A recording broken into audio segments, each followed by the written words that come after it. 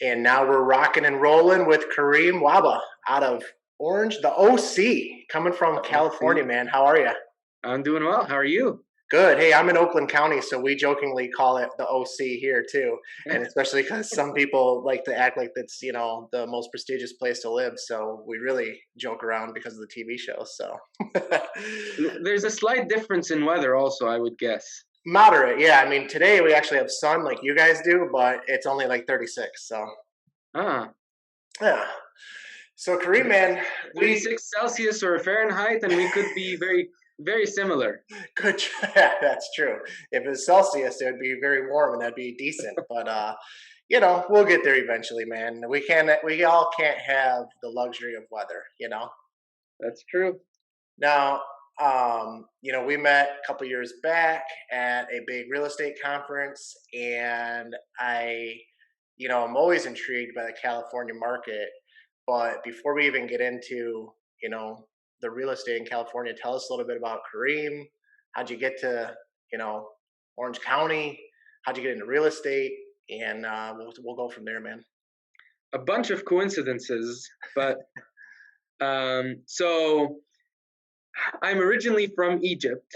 I grew up there. I was born, lived in Egypt, went to university for a couple of years there, and then I transferred to the States, and that's where I actually graduated. But I was on the East Coast. I was in Massachusetts. Okay. After that, I went to work for Heineken for about 5 years, and then I was moving back to the States, and um, pure coincidence, I was automatically going back to Massachusetts because that's where like the people I knew, my friends, everything. And then one of my friends called me up. He's like, "Hey, I'm in California. Come check it out. If you don't like it, go back." And of course, who wouldn't like it? So that's how I ended up here. And then again, I got into real estate by coincidence. I was helping some family members. They were abroad, so I was kind of their legs on the ground here, and I kind of liked it. And I said, "Why don't I get paid doing it also?" So I got licensed, and it's been good so far. Yeah, I'll bet. So, were you working for Heineken when you transferred from Massachusetts to California? Oh, hang on, lost you there. Say again. For whatever reason, I don't hear you.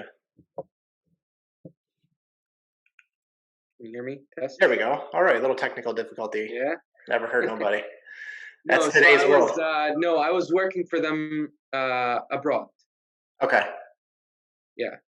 Um, And so, I mean, I guess I'm just thinking about this. Like, I've lived in Michigan my whole life, and I've lived within 30 minutes of where I've grown up my whole life. And you, somewhere in your presumably late teens, early 20s, you move to a whole new country, and then sometime down the road from there, you really move again, almost. I mean, almost to a whole new country. I guess you know they're both somewhat similar politically and stuff, but I mean, totally different landscape and different businesses and different everything between the two states, and of course, 3,000, 4,000 miles apart. So, I mean, like that takes a lot of courage, if you ask me. No, I mean, what's going through your mind at this time? Like, yeah, sure, we'll give that a whirl. it does. Um, so when I moved, I was working for Heineken in Egypt, and then when I was getting ready to move back to the States, um, again, all the people I knew were in Massachusetts, or most of the friends and the contacts I had from when I was back in college there. But I was at a stage where I needed a change. I just wanted. It was one of those stages in life where I needed a change. So I was mentally ready for, yeah, let's try whatever. And that whatever was California, and it just worked out great.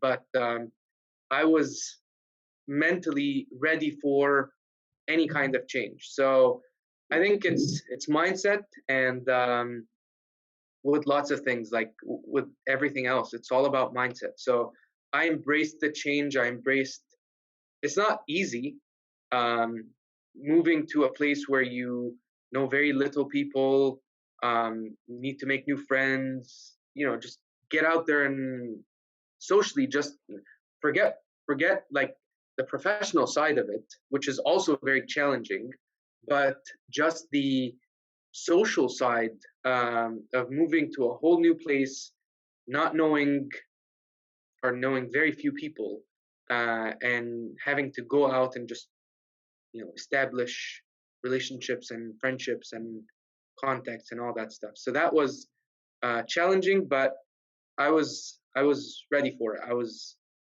mentally there. Sure. Well, and now I know that you have a family. So did you guys meet here or there?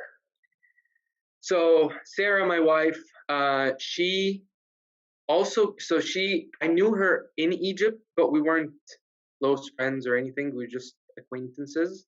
Okay. And then she came to UCLA. She was doing uh, 1 year law, like a law degree. She was a law student back in Egypt, and she went to France, did the law degree with over there, and then she was doing a 1 year. It's called the LLM program, and we reconnected when she was here, and that's when we started to date. Her parents came over for graduation, and we got engaged. That's amazing. And Yeah, what's kind of funny about that is like, somebody goes to say a big university, I'll say University of Michigan, right? Or even UCLA. And and then you meet someone else and you find out that they went to University of Michigan. You go, hey, my friend Joe Muck went to University of Michigan. Do you know him? It's like, yeah, him and 45 other thousand people every year. right. And yet here are you, you're like, yeah, I knew this person in a whole different country. And then in this whole big state of like, 40 million people at a big university, and we just met up. So I don't know about destiny and divine intervention and all that stuff, but man, it might be a story for one, for people in that group for sure, because that is a strange number of coincidences, if you ask me. Yeah, no, definitely. But again, all of them worked out really well, and I'm blessed for everything, all the coincidences that came my way. For sure, understood. Uh, I won't go too far into it, but I mean, I had a long distance relationship with my wife through college and stuff like that, and we'll be 17 years married this May, and Nice. uh, again, kind of a couple of coincidences because of a mutual friend that moved from the state that she went to school, which was Tennessee. She moved here, went to school through middle school and high school, and that's how I knew her. She went back to Tennessee, and just interchanging and going out and hanging out, and here we are. So it's a lot bigger, better story, but we'll save it for another time. um, Nice. and so you said that basically you had some family from back home. They were going to come to the states, and you were kind of like their groundwork person, help them establish and stuff like that. But you still have to have a license, right? So you still had to, at some point, decide that you were going to be in the world of real estate. Um, like, how'd you find out about it? Because I don't know that that's something that a lot of people know. How did you know what to do, or how'd you get into that aspect of it? So I, yeah, so I kind of did things opposite to many people. Um, some family members were buying property here from abroad, and I used to go out with their agent and look at the properties, see what they looked like, negotiate the offers, like do everything that a normal buyer would on their behalf, right? And I kind of liked it. So I said, well, I'm I'm going out to see properties. I'm negotiating offers. I'm basically doing a lot of the things that I thought most agents do. Now, going into the business, you realize there's a whole lot more. Sure. But it was one of those misconceptions that I thought, hey, I'm pretty much doing 100% of the work. Why don't I get paid for it? And that's when I got licensed. When you get licensed, um, you realize there's a whole world of different, everything that you don't realize, um, that agents have to do and go through. Sure. Well, and just, I mean, besides obviously the actual day to day of the job, you also realize that you thought that guy or woman got this huge check and then they went to a big dinner and they basically, privately rented Disney because those checks were so big. And then you realize that actually, while they did get a check that big, it got split in these different ways and no taxes were taken out. So they had to put money to the side, which was really hard to do because, the tax rate might be 30% and it's hard to keep 30% in the bank all year. You're looking at this number saying, oh, Vegas is calling. So many ways you could use it. Yeah, cars calling. So, so yeah, there's a lot besides just our day to day that goes into it. And there's a lot of people that have jobs harder, so I don't want to make it sound like it's the absolute hardest thing, but yeah, it's a little bit more than anyone thinks before they ever get into real estate. It's always a conversation in groups. What's one thing you wish you knew? So It is. But honestly, like, I think a big problem with real estate is the way it's portrayed in the media and on TV. Like, I love watching $1 million listings, sure. especially LA, because I can relate to so many things, and like, it's fun. But on the other hand, it's just so unrealistic because they make it feel like these people wake up and magically this $10 million buyer or seller drops into their bedroom and it's like, please sell my house for me, or please help me buy this house. And they don't show what these agents, and they're hugely successful, what they had to go through, and they do still go through to get that kind of business and attract that kind of business. So I think that's a huge misconception. When I'm talking to anyone that I get asked this a lot.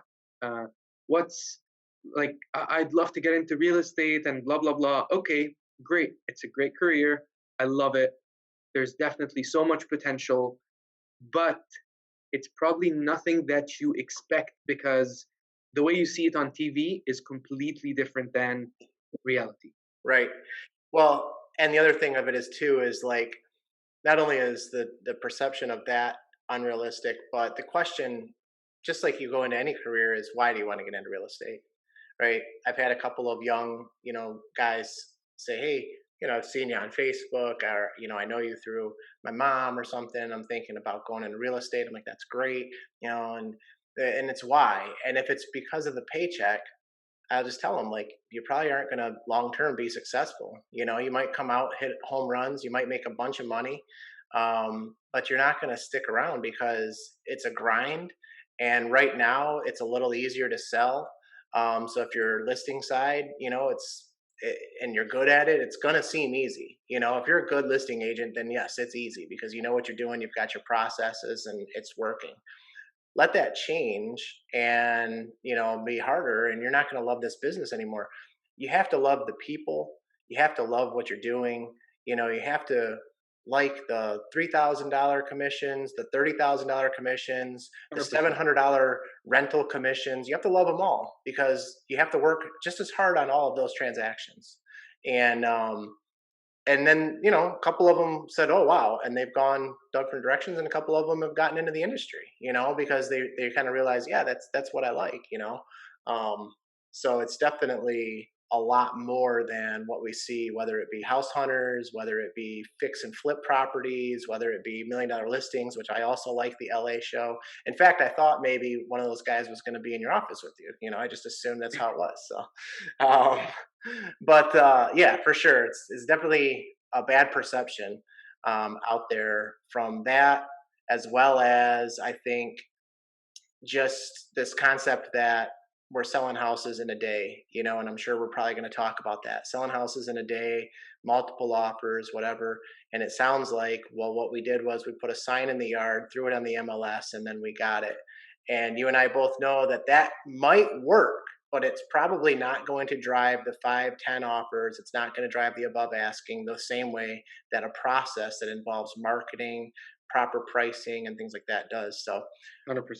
you know so anyway, so you got your license and you started on the path. Were you working full-time, part-time, like real estate at that time? Couple months. Well, for the first few months, I was kind of part time. I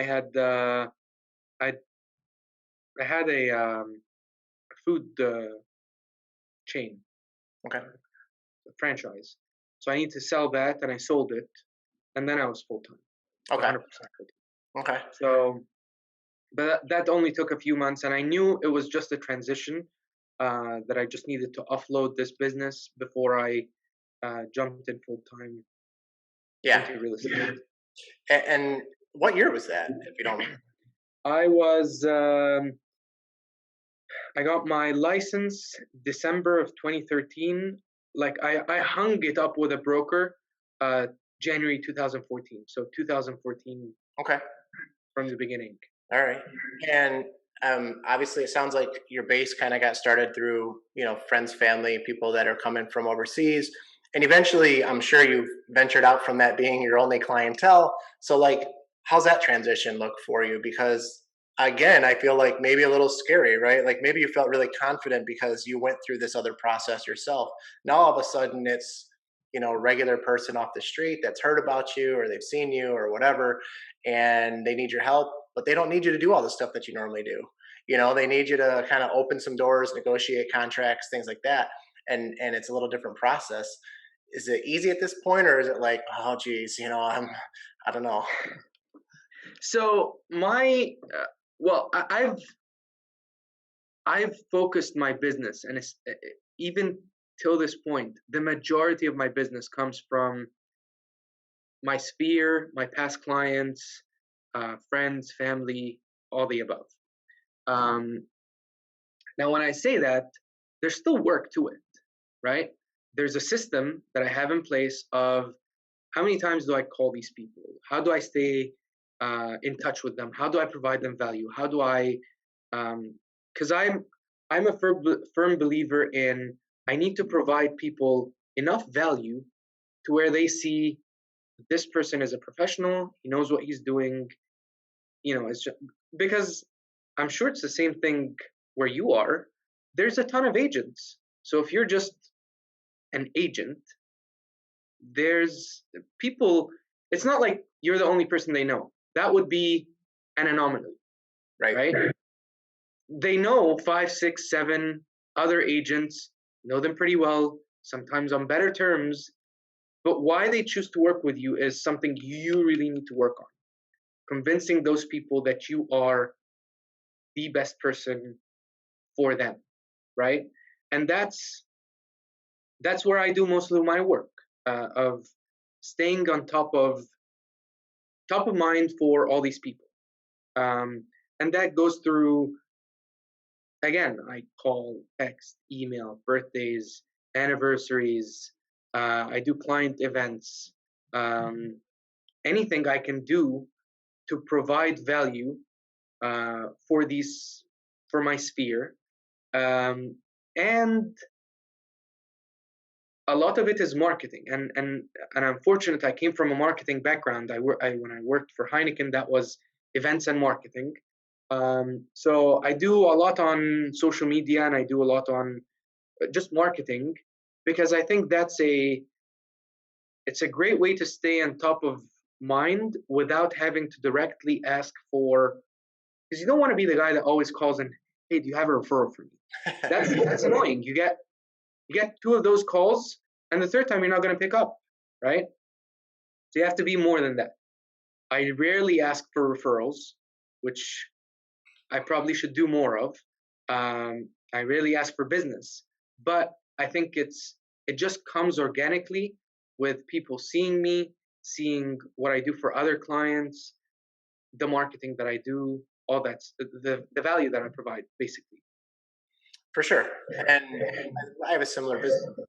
Most of my business is going to come from people knowing me, knowing of me, something along those lines. So while I do get some that maybe they saw via Facebook or YouTube or something along those lines, it still came over time. It's very rare that it was just one ad, first time they ever saw, heard me, especially because honestly, if I put something out there and it's an advertisement and it has a link to click, it either is no registration, so you're just clicking on it, or even if it's registration, I'm probably not calling you. I might email you, right? I might email you just to say, hey, just so you know that listing, it's going under contract by Tuesday. If you thought about seeing it, something along those lines. Or, hey, I saw that you like that one. Do you like this one?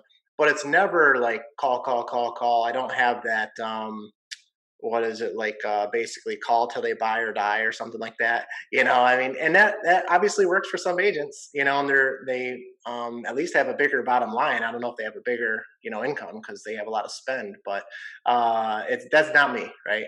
So I totally understand that aspect of things, and for me, I like doing it this way. The one year that I did try doing more kind of cold outbound dials and cold leads and things like that, it was my worst year in real estate. And I think it was just because I just hated doing it.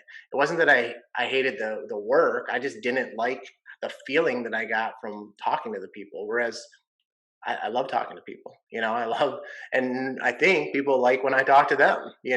So, but it's a lot easier when there's something to talk about or some reason to versus, just trying to catch you off guard and trick you into buying or selling a house.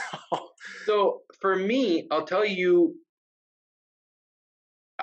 I think, and that's a fair thing. Like, we're all in business to make money, right? There's nothing wrong with that. So money is very important. But the other thing, like you said, when people talk to you and you say, don't get into it just for the money, it's not just the money. Um, One of the big things, like the most gratifying part of my job, is when I see the service that we've provided for someone and I know how much that matters in their life, whether they're buying or selling or buying an investment property, doing whatever. You know the impact that this will make on their life, right? And I think what makes it even more gratifying is when you actually know the people, you know the stories behind the people. So it's not just a random person you're calling on uh, from some kind of database. You could sell them a house, and that's great. You will make some money, but it's not gratifying. It's not enough to where you would get up every day and grind the same, with the same intensity. Um, so for me, knowing the people, knowing the stories, knowing the kind of impact that this seemingly, like you said, some of them are $300,000 sales. It's not big by California standards, at least. Uh, so it's not huge. It's not going to make me rich. It's not, none of that. But I know the impact, and that is a huge part of the gratification I get out of serving those people. Sure, agreed. I mean, one of my most memorable transactions was a very small transaction with a very small commission, at a time that I still had to reach my cap at my brokerage and everything. So, I mean, I had all kinds of things come out of this small commission, but it was a friend of mine. I've known him for a long time. And every time I talk to him, even if I call him up and say, hey, what do you think about, the game tonight? Somehow, some way, he says to me, thanks again for getting this house for me. And it's like, this is not why we're talking right now, but he so loves the fact that he has his house because he was like 40 or so buying his first house, and he's just proud of it. And that means as much, if not more, than the biggest commission I've ever gotten. Um, 100%. yeah, like you said, I can't do this to not make money. You can only, I mean, unless I can find a charitable organization that would take it up for me. But otherwise, so that's the only way you get to work with a passion where you're not worried about money, is if it's literally nonprofit. But you cannot do almost anything. I don't care if you're a brain surgeon, if you're a rocket scientist, you just don't get into it for the money. And this career has a lot of ability to have a lot of satisfaction because you can touch a lot of lives. I mean, even if it's you're the listing agent and I'm the buyer's agent, even though I did not work for your client, I still helped your client. They had a goal and they had to sell their house for whatever reason. And when I brought my buyer through, I helped your family, your client and their family or whatever it was. And so while I don't get to meet them and talk to them and keep up with them the way that I can my client, it's still, if you think about that, if you did even 10 transactions, you probably impacted 50 lives, maybe more, you know, who else that gets to do that? I mean, there's a lot of people, but there's a lot of people that don't, and so it really is an amazing career. So so now we're into your career. You own your brokerage now, right? I don't know. No. So I in California, you have to have your sales. There's two kinds of licenses. Number one is the salesperson. You get that for at least 2 years full time before you're eligible to get a broker's license, Okay. right? So I did the salesperson, did the broker. Now I can, so I'm a broker. I can technically own my own brokerage, but I still choose to, um, my team, my group, Wahba Group, um, we still go under Keller Williams. Okay. I understand that fully. We have the same type of thing. It has to be 3 years here. I'm actually taking like an online class at my own pace for my broker's license. We officially are called associate broker if we aren't on our own, and we work under a different brokerage. And I myself, unless I plan to never have a single person working with me or for me, do not want to ever be the broker. There's so much responsibility, liability, and everything else that I'm happy to pay those fees that I've talked about a couple of times. It's not a complaint; it's a cost of doing business, and I'm happy to give it to someone else just to save that little bit of money for the headache that can come with it. I'll pass. Oh, absolutely, and that's exactly the reason. Like when I get asked why you don't do this on your own, you could save this much money, blah blah blah. Yes, but the peace of mind that I get um, by doing that is priceless. The other thing is it gives me 100% time to focus on the business, what I like, serving clients. It gives me more of that time, which is what I want, versus having to run a brokerage and deal with all that goes on with that, um, which could make me more money, but it's not necessarily what I want. Right. Well, and then it comes back to that concept of passion and what you like to do and who you like to do it for and stuff like that. And I love to help. So if I know agents and I know something that they don't, or I can offer advice, opinions, whatever, I'm happy to do it. And I just the responsibility, the liability that comes with the brokerage is just not worth it. But I guess I asked because I knew that have established a nice team and you're doing sales, obviously. Um, What's that like? I mean, we have a lot of agents in the country, right? We're up to I think 1.6 million agents or something like that. We were at one Right? we were at 1.1 just a few years ago. So I mean, lots of people getting in the industry. And I once heard a stat that there's like an agent for every 300 people in Miami or something like that. So, I don't know how many people live in Miami, but I'm sure it's close to a million. So that would mean, do that math, and that's Wow. a lot of agents. So, and I remember meeting tons of agents from, the California market, somewhere between, Oakland, LA, and all those areas. And it was like every time I met someone, they were in the same market, it seemed like. Um, I have to imagine that while there's a lot of opportunity, there's just so much competition for the business that I mean, you really have to be hopefully really good at what you do to grow in your industry. Would that be a fair assessment?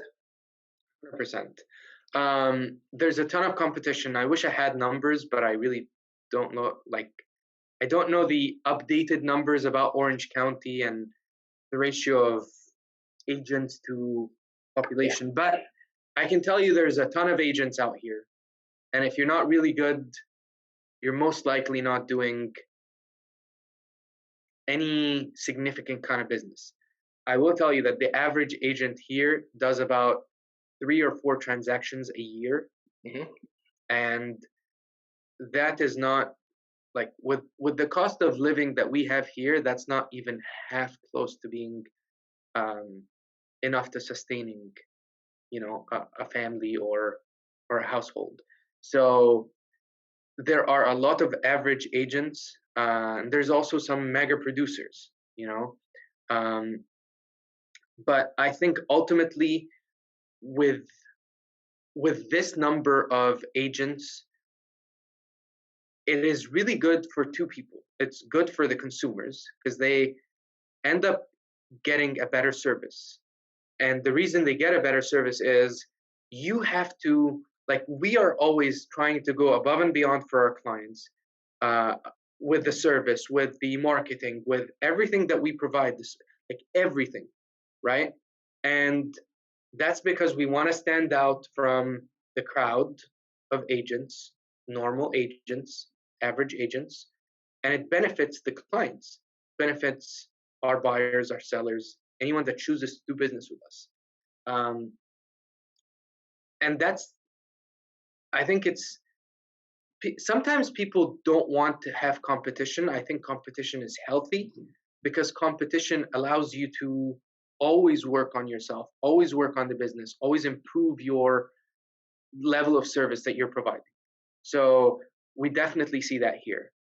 There's a ton of competition, ton of agents, lots of average agents, but also lots of very good agents that we need to compete with, that we need to differentiate ourselves from. Yeah, I agree. The only thing I ever wish for is not the competition. It's because it's a little easier right now than maybe 10 years ago, even before I was in this side of the business. Um, there's some bad agents, some agents that don't read contracts, agents that don't understand anything about how the taxes work on a property. They don't understand how title is going to work. They don't understand anything other than I'll show you some houses and I'll put together a PA, and and sometimes that comes back to hurt people, you know, or when there's an issue, they don't understand why these are the ramifications. So for those people, I'd love to see a change of the industry so that they have to leave. But for the rest of the competition, I agree. And like you said, it's good for everybody. It's good for consumers. It's good for us to stay sharp. The old adage of like, iron sharpens iron or something along those lines. So if you're out there and I'm out there and we're going up against each other, we're also keeping each other, better. And here's the other thing. Yeah, there's probably a few people that you don't really like to talk to, but the fact of the matter is that, if I moved into a Coldwell Banker office next door to your Keller Williams office, the first thing you and I are probably doing is grabbing a cup of coffee or a lunch or whatever. 100%. And, you're telling me about business, even though I'm going to be your competition, and that's what's awesome about the industry too. A lot of people don't realize is that you can talk to people in and outside of your brokerage about business practices, how you got your last client, whatever. Because at the end of the day, execution, right? You could tell me your quote secrets, which probably aren't secrets because the industry has been around since like 1902 or something like that. And if I don't do exactly what you do and can't do it the way you do it, it's not going to make a damn bit of difference. So yeah, it's kind of So cool two that way. things. I'll comment two things that you mentioned there. So first off, about bad agents. Bad agents, I think it's unfortunate. They're definitely out there. Um, and it's not necessarily that they are bad intentioned. It's just they are, there's good attorneys, there's bad attorneys, there's good doctors, there's bad doctors, there's every profession, there's just good and bad, right? Agreed. Um, I think ultimately clients tend to, sometimes it's too late, which is unfortunate, but they come to the same conclusion that you've been trying to advise them. Uh, so I had a story, and it's, I won't say any names or anything, but it's basically, I had a client that's moving out of town, and they got in contact with an agent in this new city that they're moving to. Wasn't their primary choice, but was lured by commission that that agent promised to give them back, Sure. right? And that is something we can talk about if you'd like. Um, Happens in this industry. And I always tell clients when I get asked for that, or they tell me that so and so told us they could do this, like, phenomenal. I don't own a charity. I'm running a business. I need to get paid. And then there's always like, if someone is so competent, why would they be giving their money away? Like, if you are if you're going to the best, like if you have a big problem, right? You're going to go to the best attorney. The best attorney isn't going to tell you, okay, I charge $900 an hour versus the $300 an hour attorney, and I'll give you back $600 an hour. They don't do that, Right. right? They charge because they're that good, because there's a level of service that they provide, and they know the competition. There's other people that charge 2,000 an hour. There's most people that charge 2 to 300 an hour, right? So I always tell people you're always gonna get what you pay for. So that's one thing about not great agents. But the other thing is the level of camaraderie in the business, I think, is phenomenal, especially among successful agents. Um, so we moved to Keller Williams, my group. What was it? End of last year, October, November. Can't remember the exact month, but we moved. It was less than 6 months ago, and we always got calls. I was with the previous brokerage that I was with for almost 7 years, right? So I always used to get calls from all kinds of brokerages saying, "Oh, we'd love to get you, we'd love to have you on our team, blah blah blah blah blah blah blah." I'm sure you get those calls. Like anyone that sells a fair number of homes will get such calls. Absolutely. And when I decided when I shortlisted two companies, Keller Williams being one of them, that we wanted to do business with, it was agents at that brokerage that I had done at both brokerages that I had either done business with before or I knew of, and I valued their business, their personality, and everything that I reached out to. And both people were trying to convince me to come to their brokerages, even though we're competition, we're competing. They were selling me on it. They were telling me how, like, they were giving me the pros, the cons, everything. They were super transparent. And when you think about it, they really didn't have to, but they're doing it because, like you said, we know we're better together. There's so much business out there for everyone. There's no secret formula or sauce or any, like, there's nothing that they know that I don't know, or vice versa, right? It's just how you do business, how I do business, how you get business, how I get business, and fine. I'm happy to share. You're happy to share. It's all good. So that's a great thing about our business, is our industry is full of successful people that are really wanting to help one another. Yeah, no, it's really I don't know if it's that way. I mean, I'm sure when people aren't quote competition, through hospital systems and stuff like that, I'm sure there's a lot of professionals that do like to go to dinner and lunch together. I don't know if the CEO for Ford likes to go to lunch and dinner with the CEO of GM. I don't know that that's the case, but in our industry, generally, that is the case, and it's actually really cool.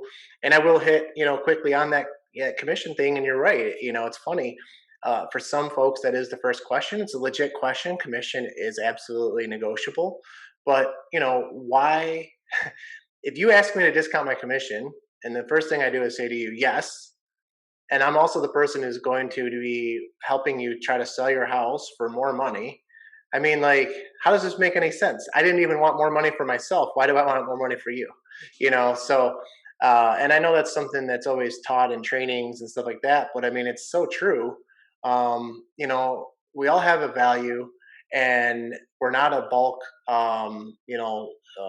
grocer or something like that. So while I would love your referrals and I would love to work for you multiple times, if you send me your brother, your sister, your mom, and your dad separately for more transactions, I can't give a bigger discount because I'm doing five. I'm still doing five. It's hard to do five. In fact, if we do five at once, it's going to be even harder than if I did one every year for the next 5 years. So, if anything, I should do for more money. But I mean, it's a legit conversation, and generally speaking, those that are willing to take significant hits to their own pay probably are doing less for their clients. And if their client wants that, then that's fine, right? That's fine. Like a limited service, or they don't really prefer good marketing around their home, but they'll do it for a whole 1.5% less, okay, that's up to you. That's a decision you get to make as the consumer. And my decision as the seller, as the agent, is to not do that. So um, it is interesting, and I think goes back to what the media hype around the industry can be. Zillow being kind of like one of those classic, they're our nemesis and our friend all at once. They help get the person who's very casually looking may not find your website or mine, even though I have one, and you can search and you can save homes, you can do everything you can do. Everybody knows about Zillow.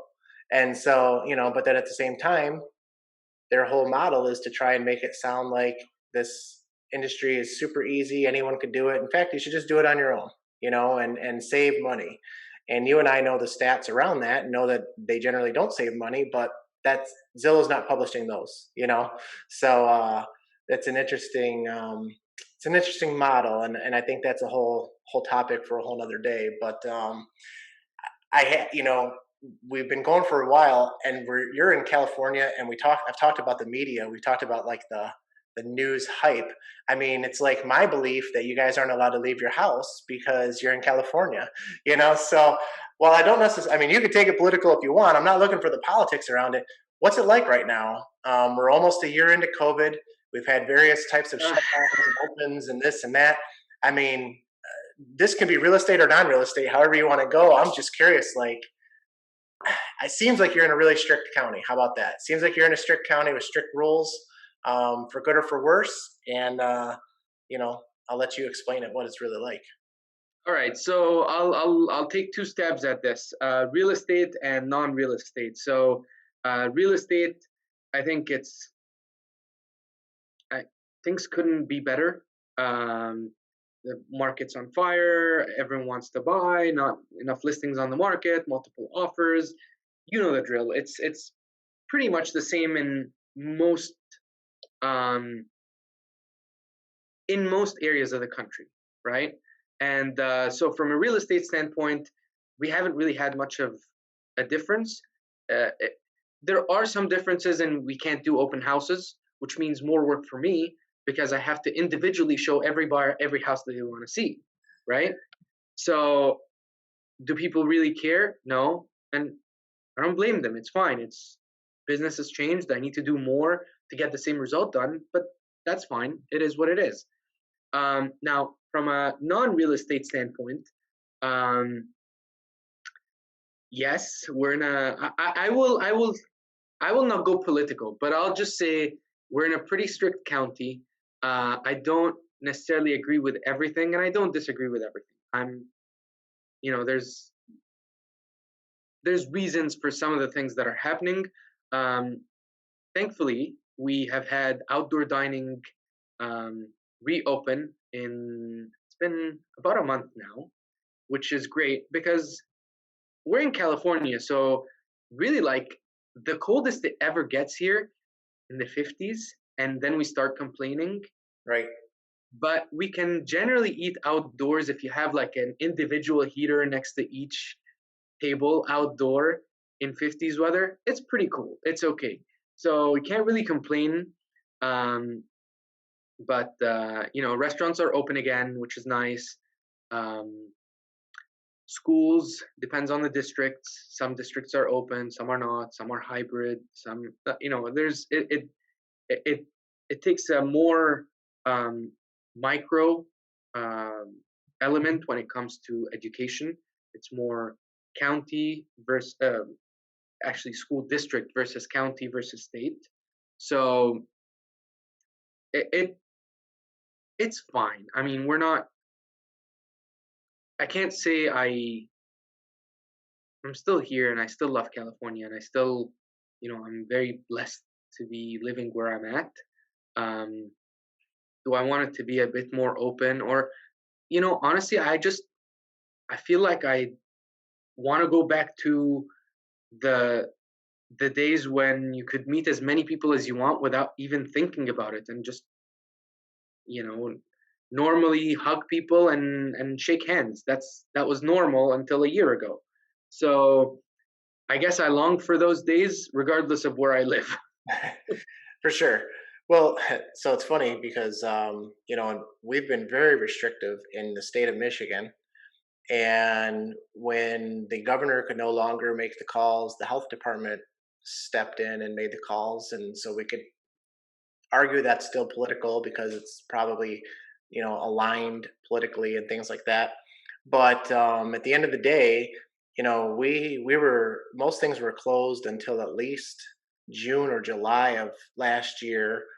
They were opened, like restaurants and other types of facilities were opened with limited capacity, eventually got to either full or higher capacity, and then they were told to close back down in November.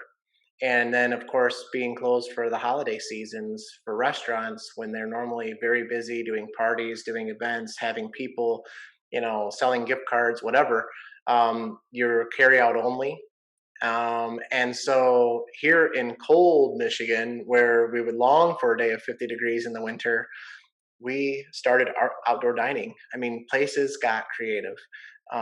They built igloos. They built, screened in porches with radiant heaters and also those stand up heaters and also fire tables. They started building, everything. Some just put up tents. And the amazing thing was you could eat in a tent, but you couldn't eat in the house. I mean, in a restaurant. So I didn't understand that one personally. But, you know, and so we've gotten resourceful. And my hope is that the businesses that did all those things are able to survive, because there was additional cost, right? So you asked me to spend more money while making less money. That's not a good business math for anybody, no matter how rich or poor you are, how good or bad your business is. So hopefully those things, have been helpful. But also hopefully, if they are helpful and they survive, that this coming winter, if it's easier and safer and less restrictions, maybe some of those things still exist because some of it's been actually pretty cool to do. When there's snow on the ground, you get tired of it, but I mean, it's really pretty. So like if you can be outdoors, so to speak, in the snow, but not, and you're warm, it's actually kind of cool. You just, it sucks when it's my only option, especially because there's only maybe five of them. So if they're all booked up, I don't get to go to dinner, So, so it's been different, but definitely the real estate market, um, I mean, it has gotten really dire. We get a listing or two every day, and then it's gone within a few days. And normally it only is a few days because they're busy collecting offers. And I don't blame them because I do the same thing. So I'm not complaining. Just saying that's the way it is. It would actually be sold, day one if there wasn't the trying to just make sure you got the best offers in for your seller. And there's really no foresight that that's going to change. Maybe as interest rates go up a little bit, the people that are going to sell and then therefore buy, maybe they'll want to sell a little faster because they don't want to have to buy at almost 4% instead of 3% or something like that. But even so, I mean, 3.5 or 4% still so low. I don't know if it's really going to impact people. And I imagine you have a lot of cash, buyers in your market, not just because of $1 million listings, but just talking to other agents, it seems like that's the case. So interest rates are probably not impactful for you in the first place. So I don't know when it's going to change. I don't know if I want it to or not. We talked real quick before we jumped on it. It's great for our sellers and it kind of sucks for our buyers. You can put in a phenomenal offer over asking all this cash or straight cash or whatever, might not even get it, and that's really hard for people to understand. And as we sit here and say how good we are or maybe great we are at what we do, it's like, man, we've put in three offers all over asking, 10% above asking, and we didn't get the house. Come on, Karim, what are you doing for me? Yeah, it's tough for buyers. I'll tell you that for sure. But I always the way I put it for them is they're gonna be better off when the next house sells because they will automatically have an additional bump in equity that they don't see now, but they will have it.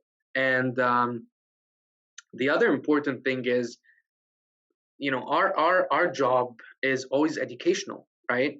It's educating people on the market and everything that goes with buying or selling a house. And I think something very important now we're doing with all our clients and our sphere, our database, is educating them on why this is not a bubble. Don't be scared. Don't be scared of the market.